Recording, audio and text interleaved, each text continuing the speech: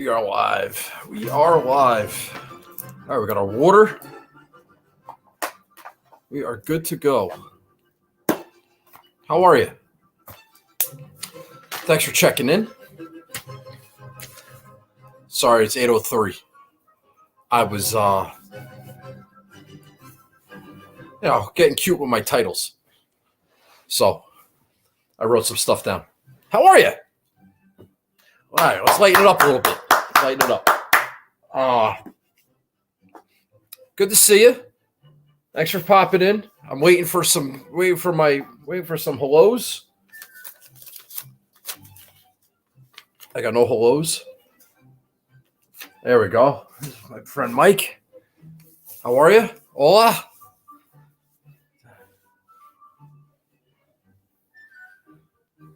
I think that's Boston Capper. How are you? Hey, Charlie, I thought you had a game or something. I guess Charlie's here. He said he was going to be late. Good to see you, Charlie. Cheers. So I did a hi, Mr. Jones. I did a recap show Sunday night. And I really thought I said some good things. And I didn't get much of reaction out of that. Which I thought was interesting. Which means nobody really watched it, which is fine. Just did some listener league stuff, some Xander stuff. And I was feeling a little high on the hog. All right, 2 weeks in a row, hit some outrights. Feeling good. Got a robust account. Playing with house money this week. So thought that was a good 30, 40 minutes. Whatever that was. Sorry for your loss, Charlie. Sorry for your loss. All right. So where do I want to start here? So since you didn't see the recap show, which is fine. I'm not offended. A couple of things, couple announcements. I had show and tell. I had a quality show and tell. I'm wearing it right now. Look at that. My little Masters quarter zip. So that was exciting. So good show and tell Sunday night. And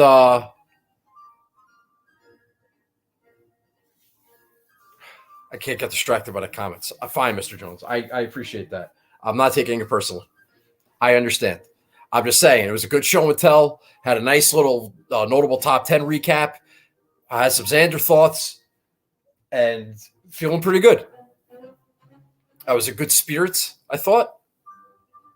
Anyway, it was good. Yeah, I hadn't done a show in a little while. And here we are. Anyway, gut instinct week. I think that's supposed to be instinct. Charlie, you spelled that wrong. All right. So I sent out a tweet like an hour ago. I'm doing a little promo. All right, I never do this. This is my first time. Put my feet in the fire here. I'm gonna give away $100, cash, PayPal, Venmo, whatever, about $100. And all I'm trying to do is, give a little boost to the subscribers on the YouTube channel. It's like 4 buttons that you have to hit. And no, very tepid response so far. I don't understand. It's $100. All you got to do is hit the retweet button, take a screenshot, and send it to me. And that's it. You're in. I don't know why that's too much work. It's $100. Now, you want to wait till Sunday? Wait till after Rahm wins? What's the difference? Tell you what, if you do it now, I'll give you 2 entries. All right? People that are already in, Mr. Jones, I'll give you 2 entries for doing it now. If you wait till after Sunday, you only get 1. That's fair. We're going to do a little raffle next Wednesday. What's wrong with that? All right. So find that tweet. Follow the instructions. It's not that hard. It's not that complicated. Follow the instructions, and you get in. And we'll have a little raffle next Wednesday. All right. So that's that. I've had a weird week so far. Golf content wise, kind of experimenting with using my own brain and my own instincts and gut. All right, hashtag Instinct Week, and haven't listened to a lot. I haven't read a lot. I feel like I dabbled. Yeah, stuck my toe in the water a little bit with some content just to get like a feel. And what I'm feeling is very strange. So we'll talk about that. But I feel. Oh, we'll talk about it. We'll talk about it. Let's see. I don't really have anything else. I got no show and tell. I don't really have any announcements. So I guess we get right into it.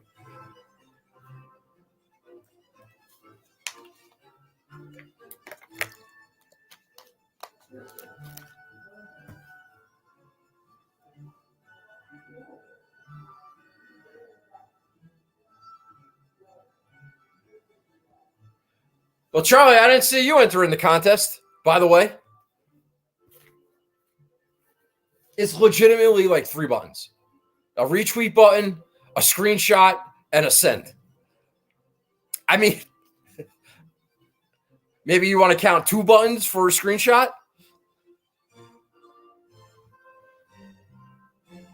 Oh, and you have to hit the button to get to my YouTube channel to show that you're subscribed. So 4, possibly 5 buttons. All right, you're right. That's a lot of work. I'll have to figure something out. But anyway, or if you just don't think Rahm's going to win, so what's the point? Which that doesn't make much sense either. You could have nothing. Still be entertaining. Hi, Ange. How are you? Ange, can you watch on the YouTube page? Get involved. That'd be nice. Do you have YouTube, Ange? Ask one of your kids. It's fine. I'm just glad you're here. I appreciate it. It's nice to see you. Happy Mother's Day. Ben Fuller. All right. New guy. Hi, Ben. Welcome to the show. All right. So, yeah, let's just get into this freaking Mexico bullshit.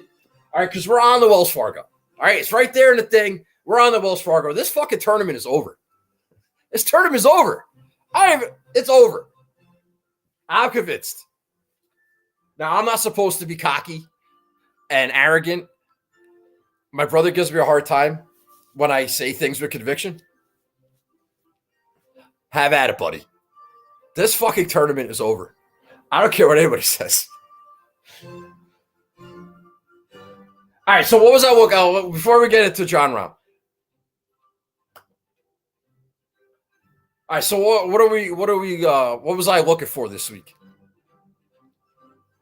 So we're in Mexico, and you hear about this Pass Palom and those golf courses that have Pass Palom, like your Puerto Ricos, your Punta Canas. Big fan of Punta Cana. Hashtag no hashtag. Trademark Charlie. Big fan of Punta Cana, Puerto Rico, Mayakoba. Right? You got your Pass Palom thing. Then you got your Greg Norman angle. Also Mayakoba, little Valero Texas Open, Greg Norman design. If you want to go the designer comp route. So you see Mayakoba in both of them. Now, this golf course apparently longer. It's a longer golf course. From what I did see and who I did talk to, shout out CP, a lot of like, beef off the tee, bombers, got to have length, that type of stuff, which really narrows your player pool. It really does. And that's why everybody's playing Cameron Champ and Aaron Wise. Like, hello, all right. So let's cross those guys out. And Schmidt Eisenstadt conducting the London Symphony Orchestra. Franz Schubert Symphony number 6. What did I do? I went through some old leaderboards. You know how I usually try. I'll send out like the tournaments like last 3 years. So I looked at like the last 3, 4, 5 Mayakobas, the last 3, 4, 5 Punta Canas, last couple of Puerto Rico Opens. Really leaning into this past Palom thing. I just wanted to see if I saw any names that popped up more than once. See if, and I just kind of got like a feel.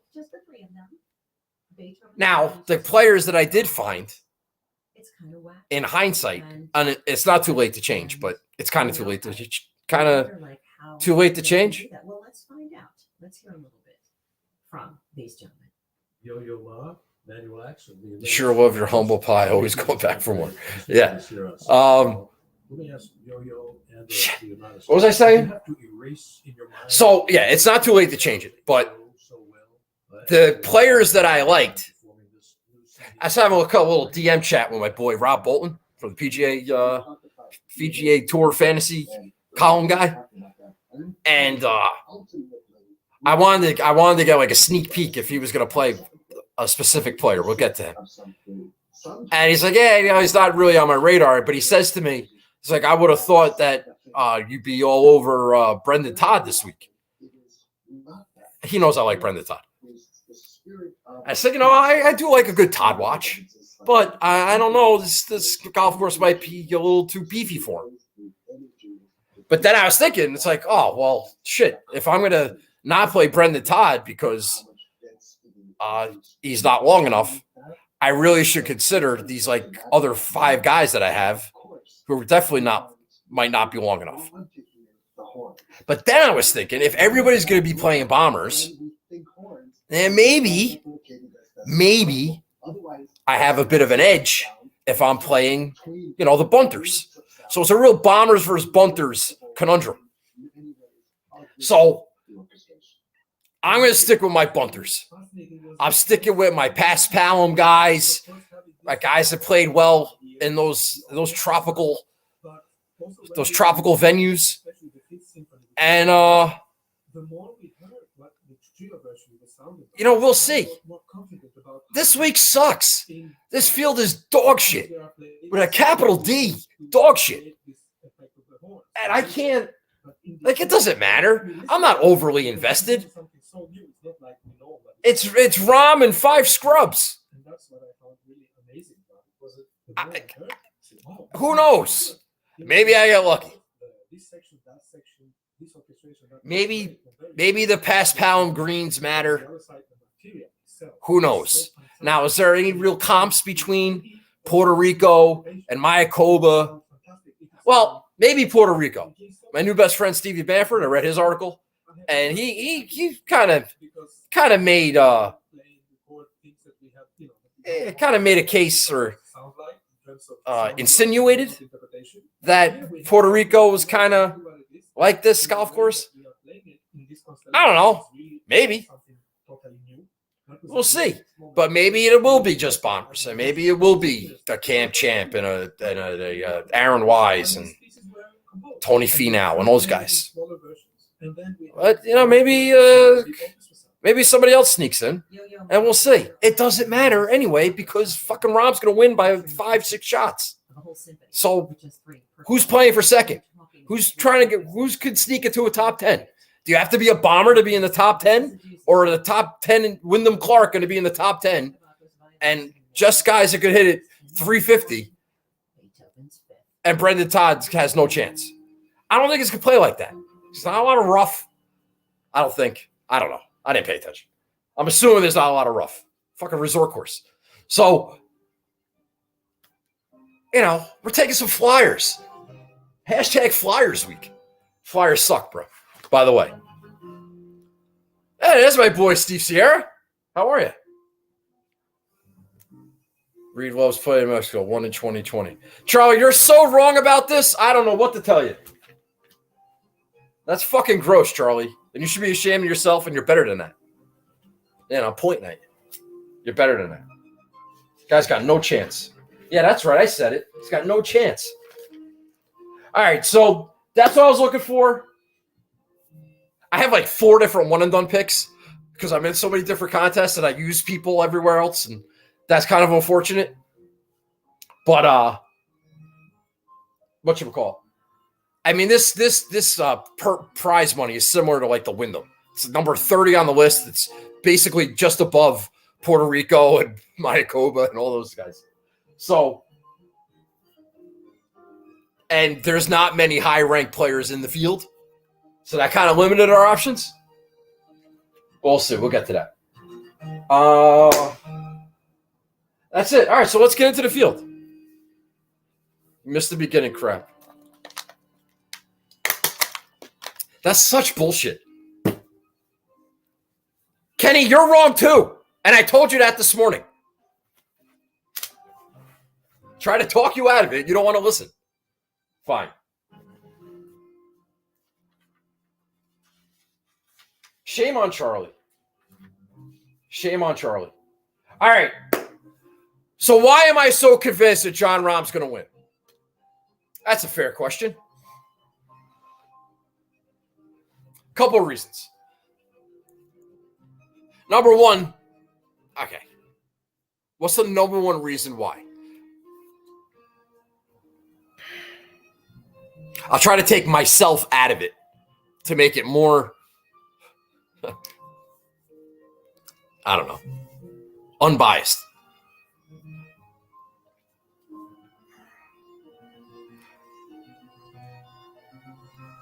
I mean, so he's obviously the best player in the field. You know, by a lot. Once Berger WD'd, I mean, it got to the point of ridiculous.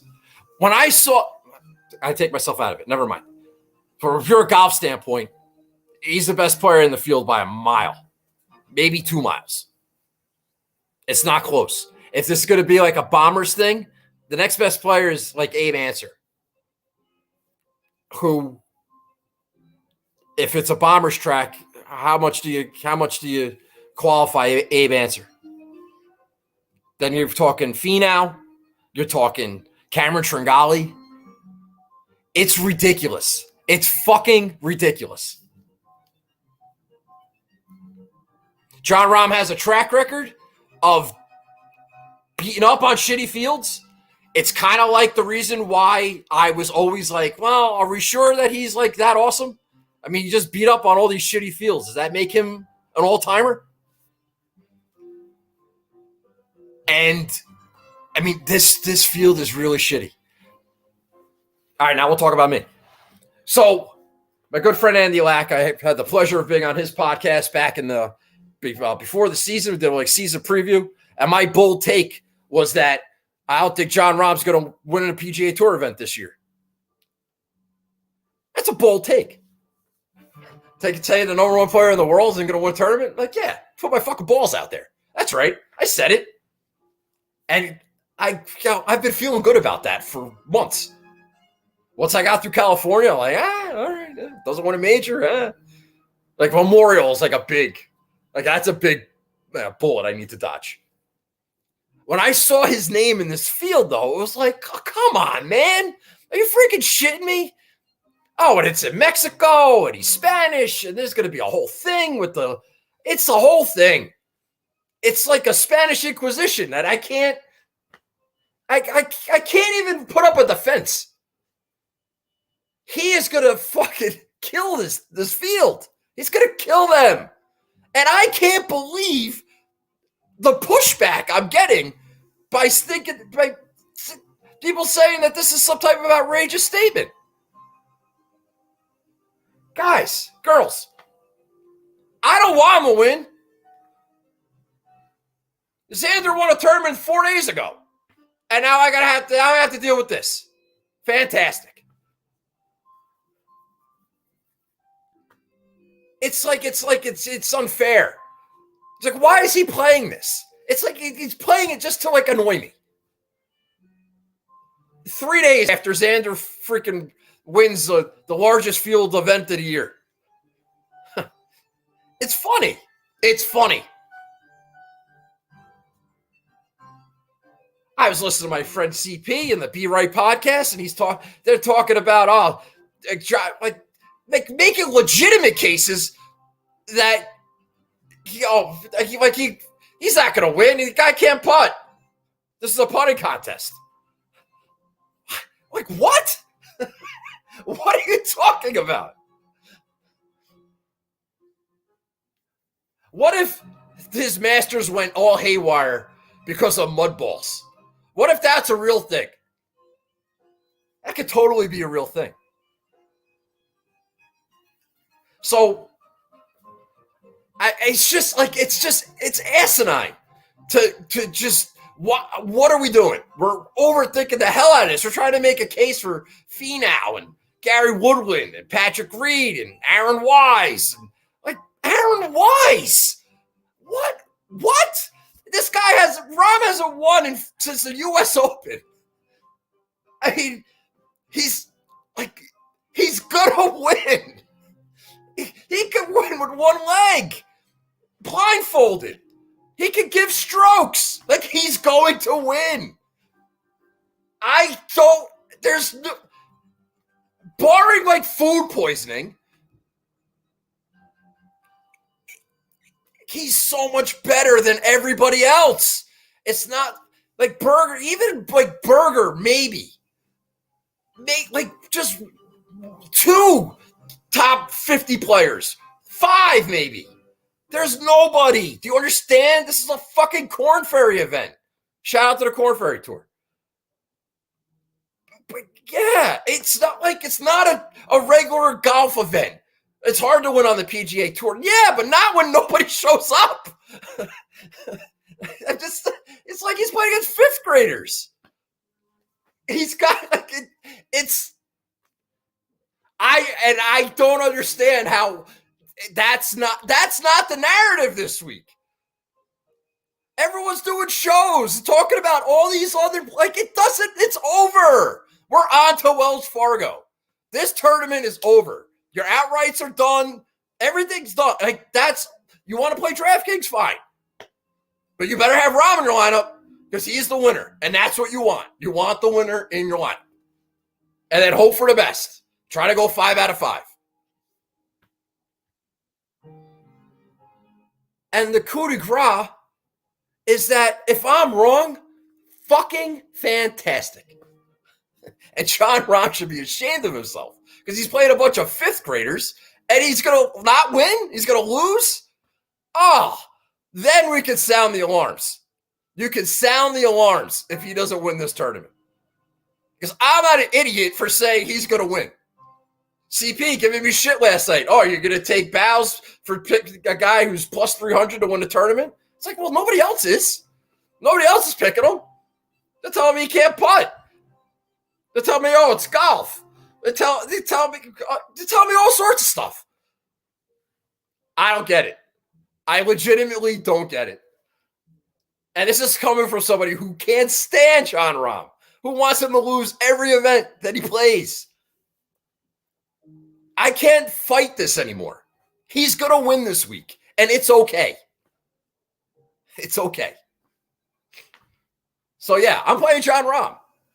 30%. He should be 70% owned. You understand? She 80. That means 20% of you are idiots. He's got play 5 out of 5. Try to go 5 for 5. It shouldn't even be a conversation. You're overthinking it. You're overthinking it.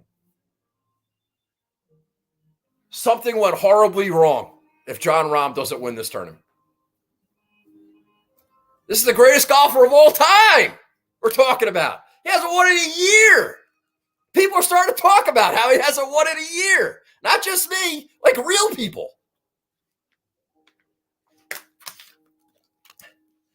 He loves winning these things. These Spanish Opens, these Irish Opens, the Hero, fucking Zurich. Yeah, the Zurich. That's right. Bullshit events. I get it. But when he wins those, oh, Oh, this guy's going to win everything. He's the greatest I've ever seen. Look at him beat up on Rafa Cabrera-Bello. Yeah, that's what you have in this field. You have 143 Rafa Cabrera-Bellos. Congratulations. So that's that. I don't know what else I can say. I think I've emptied the tank on that. And if you guys are going back and changing your lineups and redoing it, that's your problem. That's your problem. It's your fault. It's your fault. All right, moving on. Sorry. So if I roster Rahm at 11-3, I did have a lineup where I had Rahm and Finau. Now the odds of those guys going 1-2 are slim, and maybe Finau could top 10, but it got really dicey. It got really dicey. You basically have what, $130 $6,000 guys here that we have to try to get 5 of 5 through. So I didn't want to dip down into that like $60, $63, $6,400 range. That just got a little too cute for me. Because Finau's no lock to top 10 here. And however,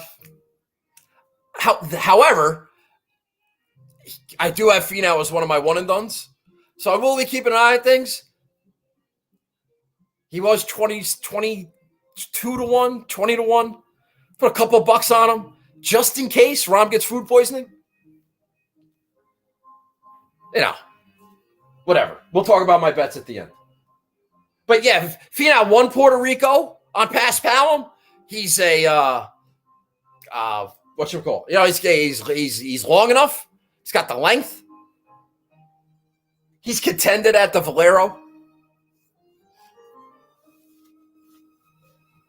He should have won the Valero. I remember him getting stuck behind the cactus or something.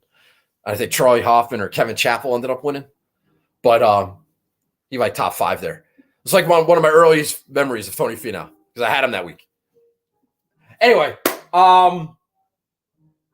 yeah, so we'll keep an eye on Finau, but I didn't want to roster both of them. We talked about Answer before. Answer has competed on longer golf courses. I have to give him, give credit where credit is due. He is Mexican, and I think that matters to some people. He is 18% owned, which is high compared to Finau's 20. So for a short knocker, I don't know. Like, being Mexican gives you added length off the tee. I mean, I get it. He's played well at Mayakoba in the past, whatever. But I didn't go Rahm Answer either. I have Kevin Na as one of my one and dones because Na's ranked like 31st in the world, and this is the 30th ranked tournament. So my little stupid system, I had to play Kevin Na. Kevin Na does not have like a ton or any experience that I could find that I know of on Paspalum greens. He's good on bent. I know that. So can he putt on these greens? Maybe. What if he can? What if this turns out to be his best putting surface? Good old Paspalum. I could be wrong, but they might have Paspalum greens in like Korea somewhere. Or I'm thinking of a different grass. That could be total bullshit. But well, not, who knows? What should we call it? So again, I don't know if length is a narrative this week. Yet Abe Answer is 18% owned. Why can't Kevin Na perform? That's kind of like my bullshit. Maybe, could be, it might happen. It's golf. Kevin Na up there being annoying. Or EWDs. Food poisoning. Who knows? All right. Patrick Reed, forget it. I'm not even talking about it. Charlie, you want to play Patrick Reed? That is your problem, man. That guy stinks. And you know the reason why, and everybody knows the reason why. And you could go back 2 years ago. It don't mean shit. Go back to this year, and this year only. What changed?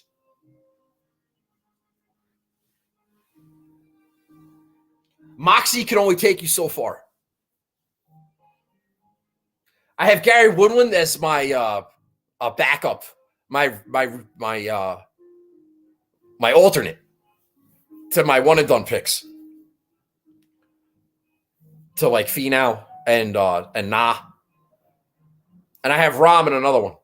So I think my dad's taking Gary Woodland as his one and done pick. Both my dad and my brother, both sitting in the top 100 in the one and done right now. Good for them. That's exciting. They're engaged. I forget who my brother's taking. If he's here, he can tell us. I think he wants to take Finau. I think my dad's taking Woodland. Neither one of them want to burn Rahm. Okay. Don't want that $1 million? Fine. Don't take the $1 million. Wait till 15 of the best players in the world show up and challenge him for that. And then try to win $1 million. That makes a lot of sense. But nobody wants to hear it. That's fine. That's fine. So in the nines, you got a 20. So Woodland's highly owned, 21%. Aaron Wise is 20% owned. I think he's double cursed. Tough spot for Aaron Wise. Chris Kirk, 15% owned. Didn't expect that. That must be a current form thing. I'm not sure. Cameron Champ, 15% owned. Obviously makes sense with the whole bomber thing. Cameron Champ's been dog shit all year. Before the Masters, I said Cameron Champ at the Masters would be in the $6,000 range, maybe. But God, man, that guy's been shitty, but he does love the Masters. Finished his T10 at the Masters. Of course he does. And now all of a sudden, it's Cameron Champ season. You know, it doesn't normally work like that. It really doesn't. He's a horse for the course at Augusta National. He feasts on the par fives. He gets around that place pretty good. Good for Cameron Champ. That's a good place to get around pretty well. That doesn't mean that the following week at Mayakoba, he's going to, where there's only 3 par fives, he's going to pop. But it doesn't mean that he won't pop. But at 15% owned, seems silly to take that risk. Although 15 is a little low. It's better than Wise at 20. So I get it. But I'm not in the nines. I'm not playing any of these guys. These guys all suck. Of course, all these guys suck. We've got the JV team. Gary Woodward, Sebastian Munoz, Cameron Tringali, Wise, Kirk, Champ, hashtag Todd Watch, my boy Russell Knox, Kevin Streelman, Duke guy, Matt Jones. Thought about Matt Jones. Had him in my lineup when I started. Good record at the old, he was good at Valero. Had some decent finishes, I think, at Mayakoba that I saw, maybe. Or Punta Cana. One of those two. And I thought about it. And then I was like,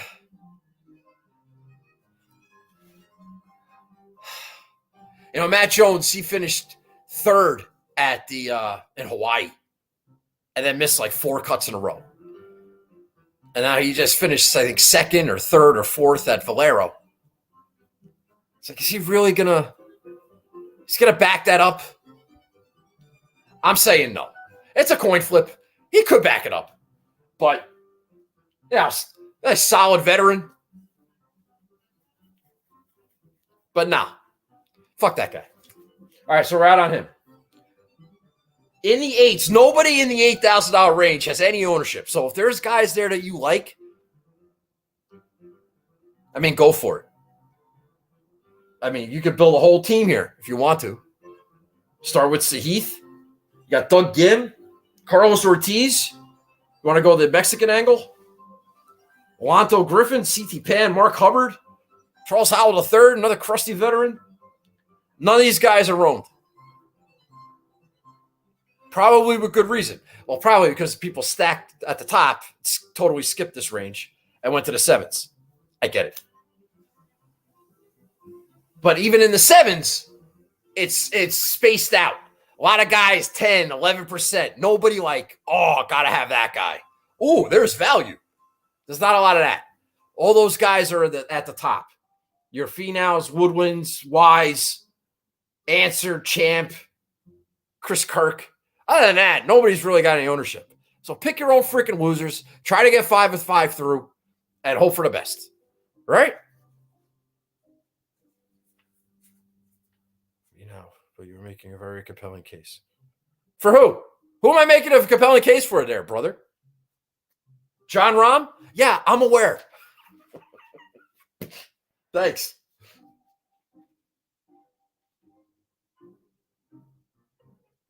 It's unbelievable that people like push back on this. That's like more, that just gives me more juice to say, like, you're so wrong. But if I'm wrong, it's hilarious. See, I'm playing with total house money. I can't lose. I can't lose. If he wins, I told you so. If he loses, that's fucking pathetic. It's pathetic. Guys, 3-1. The next guys are 20-1. It's like 4 players in the top 100 in the world in this field. Maybe 8. It's ridiculous. It's a fucking joke. It's a fucking joke. And it might be a joke on me. Oh, yeah. You got Xander got a win, a half win, quarter win, bullshit win. Don't matter. It happened. I didn't get to enjoy that for like a minute. I get the tweets. I get the texts. That's not a real win. What are you celebrating for? Well, won $600. Celebrating that. Yeah, I know. Xander's a loser. It's not a real win. I don't get to enjoy it. I get nothing. I lose. Good day, sir. Fine. And to make it just to rub it in, we're gonna give you Jon Rahm at 3-1 at the Mexico Open. Suck on that, Nagel. Yeah, okay, fine. I'll suck on it. Don't edit that clip, Capper. All right. Is $7,000 range. I like Chad Ramey. Chad Ramey. Talked about Andy Lack before. Preseason pod, my pick for Rookie of the Year, Chad Ramey. That's right. Take your Mito and fucking shove it. All right? Chad Ramey is 11% owned. This guy won at Punta Cana. He got a T5 at Puerto Rico.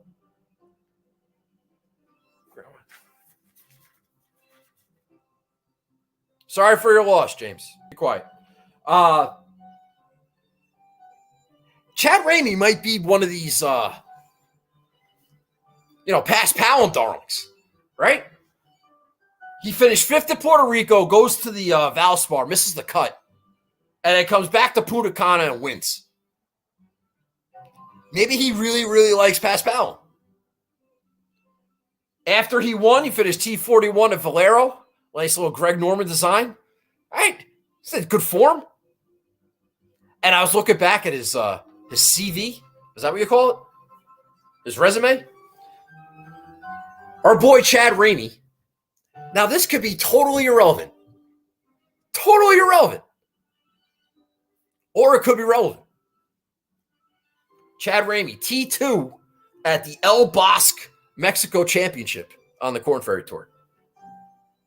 Is that a Greg Norman design? No idea. Pass Powell? No idea. But hey, it was in Mexico.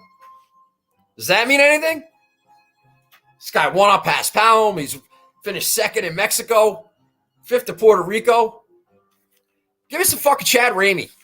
Hope to make the cut. Get 1 out of 5 through. All right?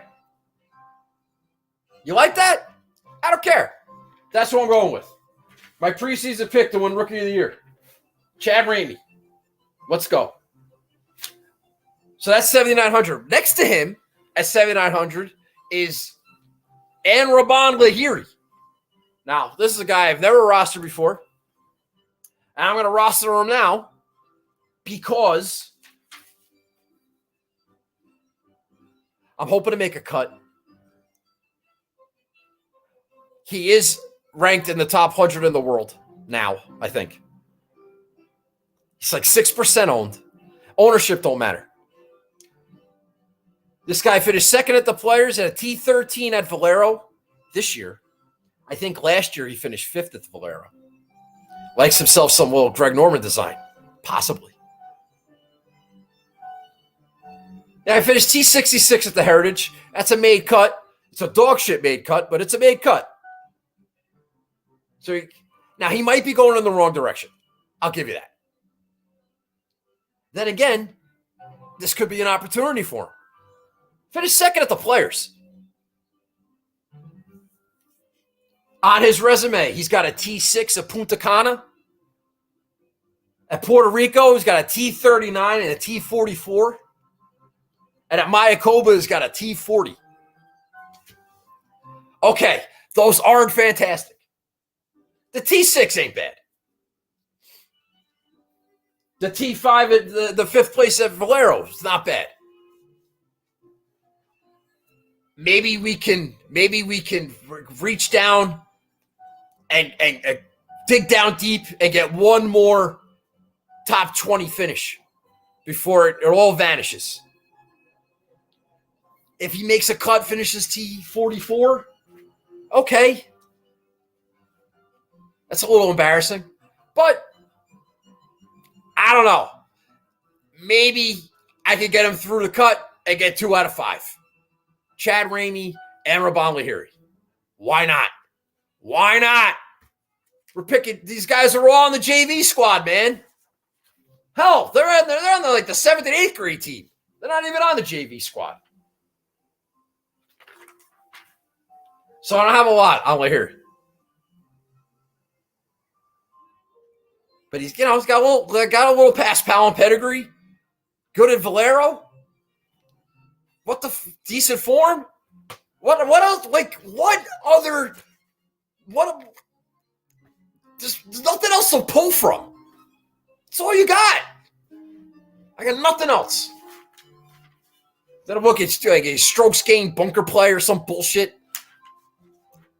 Just try to make a fucking cut, man. All right.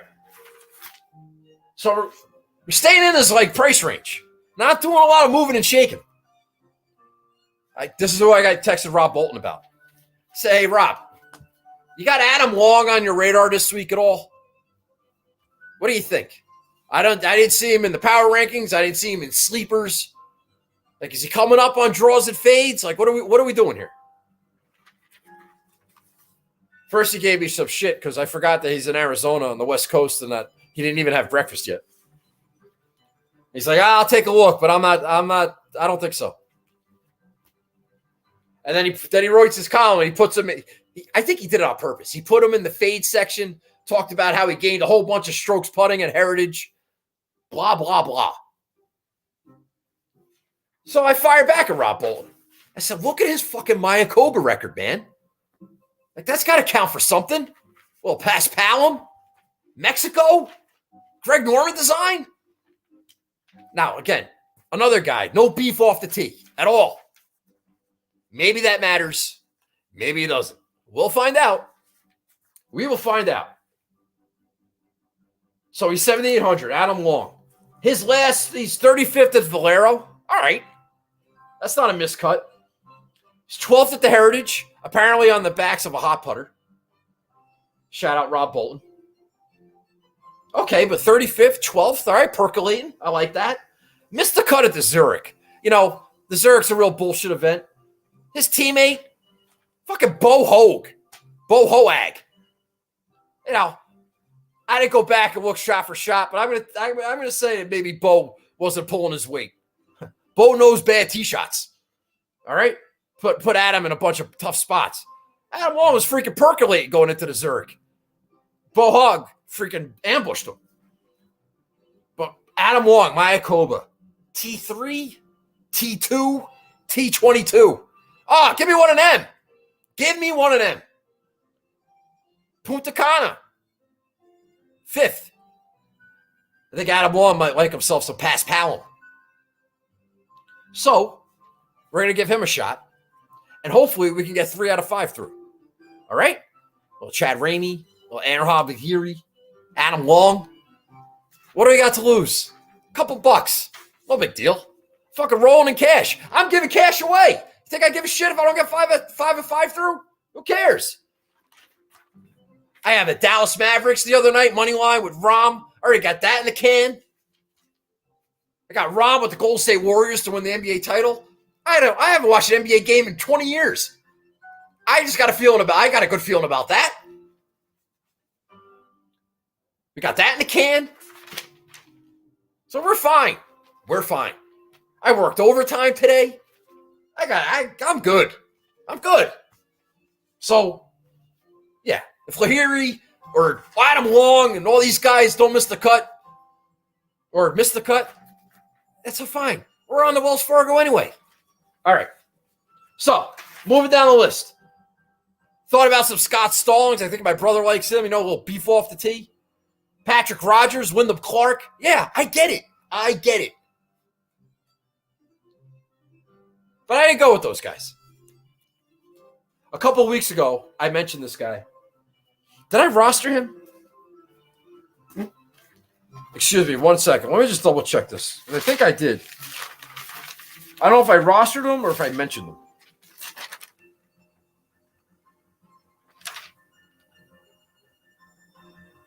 I did not roster him. That would have been Heritage. I did not roster him. But I'm gonna give Nate Lashley another chance here. All right, I'm gonna give Nate Lashley another chance. If you look at his most 5 recent starts, he finished 7th at Puerto Rico, T27 at Valspar, T15 at Punta Cana, T18 at Valero. These courses are right in our wheelhouse. These are all top 20s. 1 top 10. And then, so then we started talking him up. We thought about playing him. And then he went to the Heritage and he missed the cut. Shoot him. Guy was playing good golf. You know where Nate Lashley's won a golf tournament? Punta Cana. He also finished 4th there. He's great at Punta Cana. He's got a win, a 4th, and a T15. He's got a T7 and a T8 at Puerto Rico. Maybe Nate Lashley's like a pass Palom guy. He might not be long enough off the tee. These golf courses may not mean nothing in terms of comps and everything else. Who knows? Not me. Certainly not you. Right? Right. So, maybe 9% owned. Maybe Nate Lashley can get through. Give me 4 out of 5. Why not? Well, because he sucks. All these guys suck. We're picking. I don't know how many more times I gotta say. We're picking from a pool of players that are all terrible. No offense. Yes, they're better than me. That's not the point. I'm saying this is a shitty event with a lot of shitty golfers.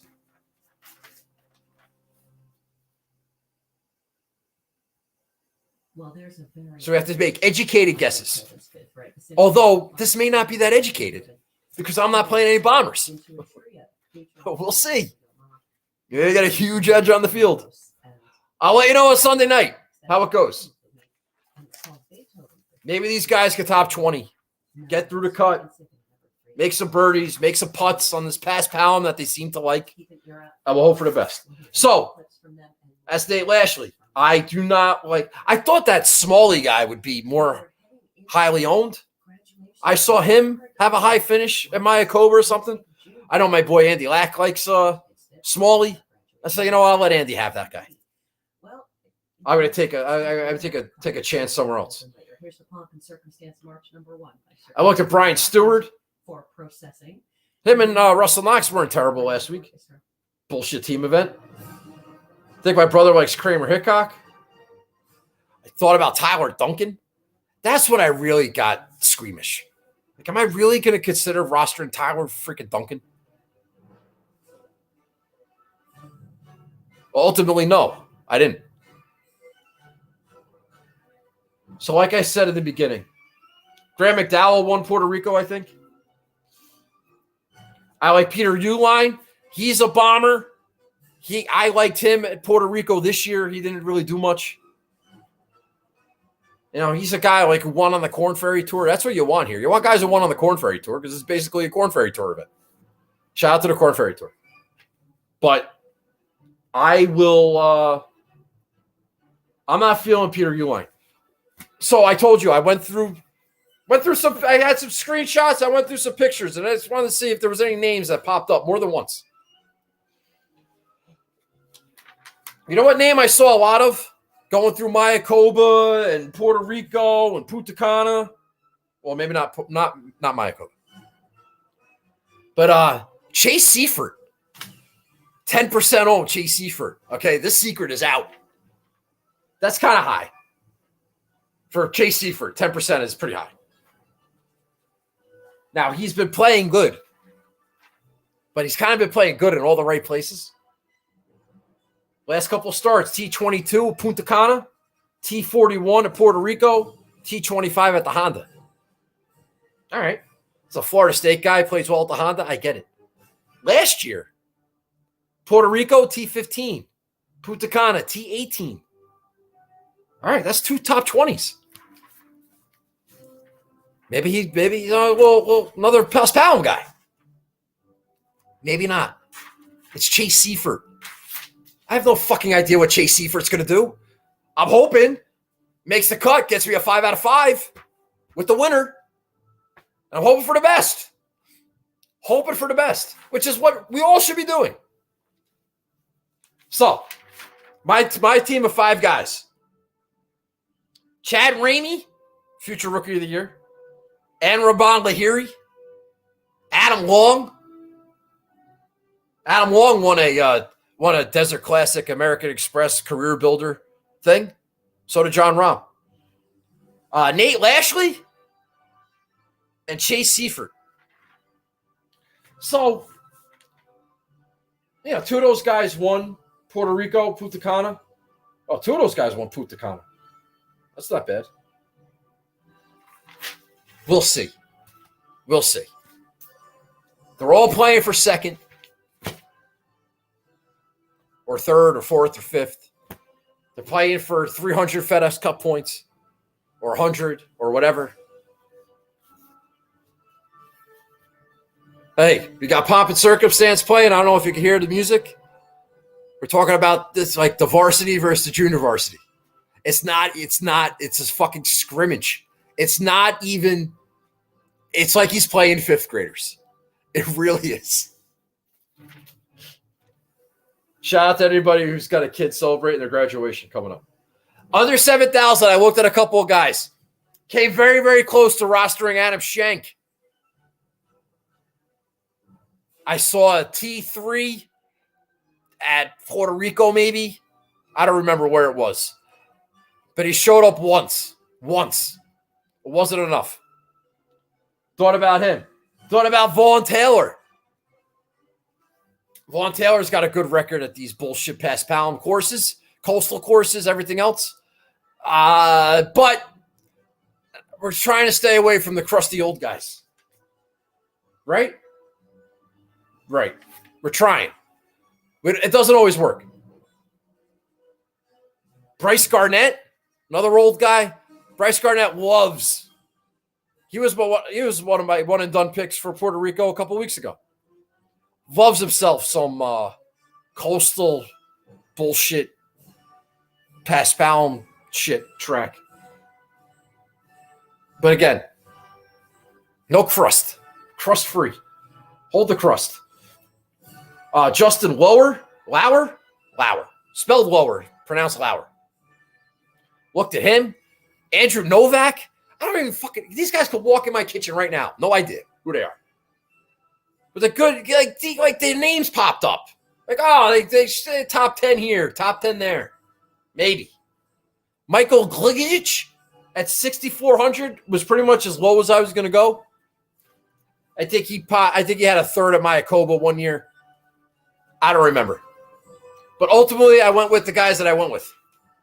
And I had got some money left on the table. Ownership don't matter. I know what I'm trying to do. I don't know if it's going to work. And if it doesn't work, I don't care. That's the best part of all this. I don't care. Oh, you sound like an asshole saying Rahm's going to win. Yeah, who cares? You know how many fucking assholes there are in the world? I know I'm not an asshole. I can sound like one. That don't mean nothing. It's a fucking radio show. You say whatever the hell we want. People like it. And Lenny, if I'm right, and we can stop this thing. All right, so let's talk about some bets. Oh, here we go. I got all sorts of stuff going here. There's Gio in the contest. I like that. There's Charlie. I like it. I like it. All right, good. I'll get to my mentions in a minute. So I'm going to pull up what I played. Let's talk about my bets. This will be fun. Yeah, show's over. Went through the $6,000 range. After this, I'm going to talk about the NFL draft real fast, which I can't see. All right, so I have a matchup that I like. A matchup parlay. I do kind of like Nate Lashley from an underdog standpoint. He's 150 to 1, Nate Lashley. I put more than $5 on him, and I think of all the scrubs that I played, I think he's got the most legitimate chance because he was in really good form. Yeah, he missed a cut at the Heritage. It's fine. Whatever. He's one on that's the feeling for the scrub route. I didn't bet a lot of money on outrights on a lot of these scrubs because you can only win one outright bet. And I've pretty much already made my case as to why I think they're all going to be losers. But like I said, food poisoning, something like that. You know, drinks the wrong water. I don't know. Maybe Nate Lashley could show up. You never know. All right, so I have Finau over Abe Answer and Chris Kirk. That's got to win, right? Just from your whole bomber bullshit narrative. Finau over Answer and Kirk. Over those two bunters. All right, we'll see. Now, I said I didn't want to go through this like Finau thing again, watching him miss 3-footers. One more week. I told you I liked Adam Long. I got Adam Long over CT Pan and Kevin Streelman, Duke guy. Well, I told you how much I liked Adam Long. So why wouldn't I pick him over CT Pan and Kevin Streelman? Let's fucking go. That could happen. Gary Woodland over Kevin Na. Again, golf course. Length matters. I'll take Gary Woodland over Kevin Na. And Sebastian Munoz, who hasn't played in a month. Gotta like Gary Woodland in that one. And then the last one, Aaron Wise. Double cursed. I made this bet before I found out he was double cursed. Now, he could be cursed and still beat Brendan Todd, hashtag Todd Watch, right? But can he beat Charles Howell III? That's the question. Can Aaron Wise beat Charles Howell III? I really think that that and Adam Long. But I like this parlay. 48 to 1. So I got a couple bucks on that. 48 to 1. I like that. So I have Lashley.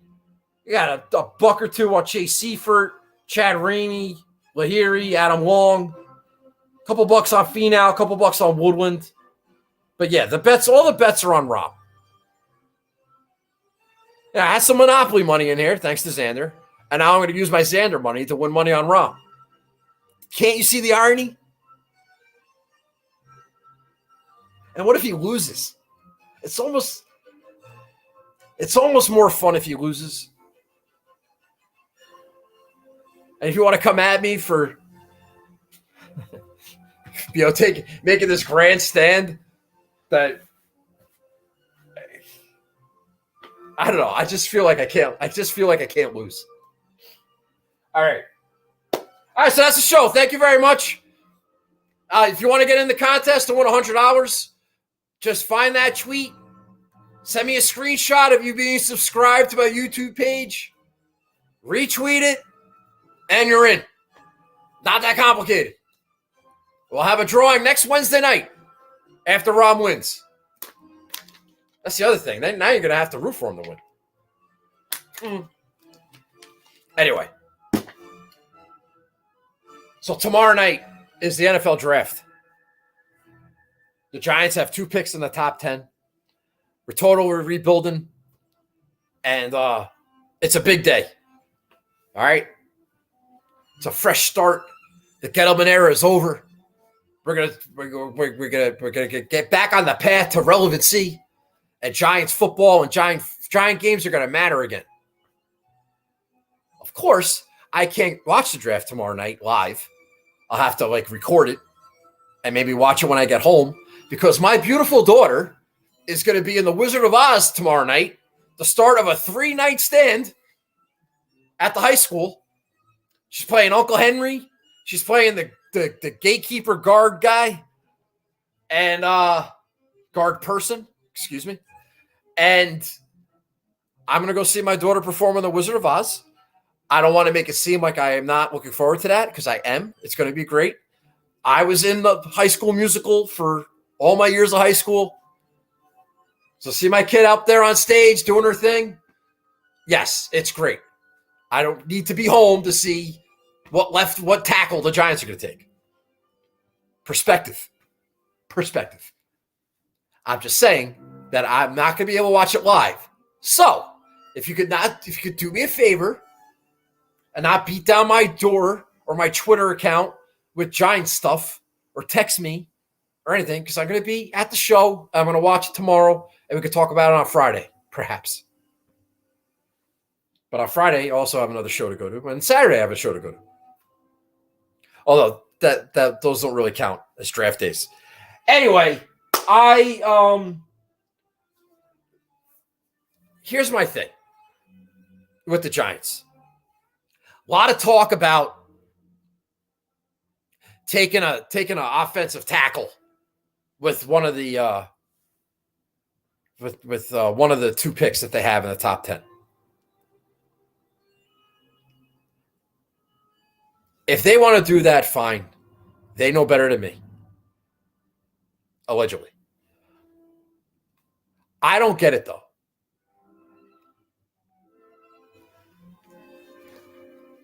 If they take a tackle at 5,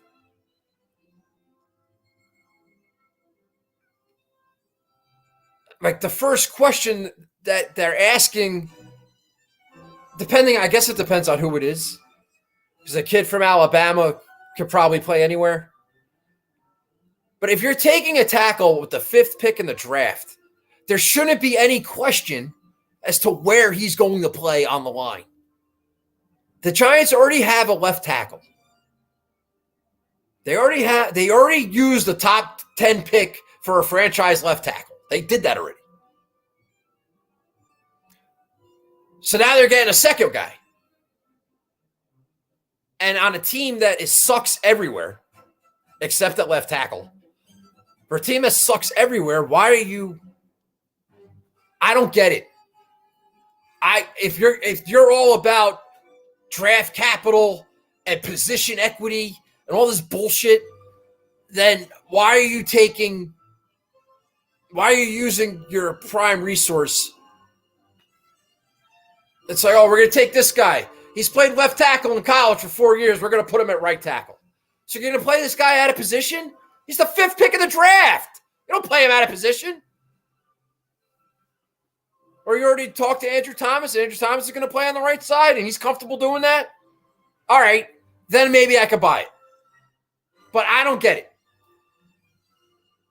So that being said, if they can get an edge rusher or a safety, the Hamilton kid from Notre Dame, or one of these corners, a franchise corner, secondary, not secondary, tertiary pick. Like I want to, if they get a stud safety or a stud pass rusher and then add a corner, I'm fine. But if they go corner tackle, I'm not going to be excited. I'm not. I think that's dumb. I don't like that at all. Best case scenario, the Jets take a tackle, or if they got Thibodeau from Oregon, and then they got Hamilton, and they had disruptors in the defense. I'm an old school Giant fan, man. Maybe not super old school, but 80s Giants. The defense was that was the Giants. It was their defense. They don't have anybody on defense you have to game plan against. Where is that guy on the field? They don't have any of those guys. And they're going to draft a second tackle when you have nothing on defense to scare anybody. It's the New York Giants, man. That's why I want to get back to that. I always want to see steps in that direction. I don't know. Maybe I'm old school. Maybe I'm too old school. There's a new way of doing things now. Pass rushers not as important because the quarterbacks are getting rid of the ball faster. I don't know, man. The Rams defense looked pretty good in the Super Bowl. The Tampa Bay's defense looked pretty good against the Chiefs. Came down to the defense. Tell me Patrick Mahomes and Tom Brady don't get rid of the ball fast enough? It's fundamentals, man. It's fundamentals. I want to be confident in the GM. I want to get behind this team. I want to support them. But God, they're doing some stupid shit. They're not taking care of things that they should have taken care of already. Now it's his first draft, so yeah, we'll see. But I was right about Gettleman's first draft now, wasn't I? Yes, I was. Fucking 4 years ago. I'm still pissed off about it. And it seems so obvious to me, and these guys are getting paid a ton of money to make, just fix it. Just fucking fix it. Get some players in here, free up some salary, and build a winning team like all the other winning teams. It's not that complicated. I'll be patient. But God damn it. Get rid of some of these guys. Do some shit. Send a message. Tell the fans we know what we're doing. By doing it. Not by saying you know what you're doing. Actually do it. So, we'll see what the Giants do. I'm looking forward to that. We got the Ozark finale this weekend. I don't know when I'm going to watch it. Maybe Sunday morning. Again, I got the Wizard of Oz 3 days in a row. That shit drops midnight on Friday. Saturday nights are reserved, we think. And I'm probably not going to watch it till Sunday. But I'll watch the Ozarks, and I'll watch Rahm take down the Mexican Open. I'll watch the Birds take down the Mexican Cartel, and Viva la Mexico. I don't know. It's look, that'll be Sunday. We'll deal with that then. I don't know. Do I have a birthday party or some bullshit this week? I don't know. I can't keep track. It's gonna be May. Then we got mother. Too much stuff. All right.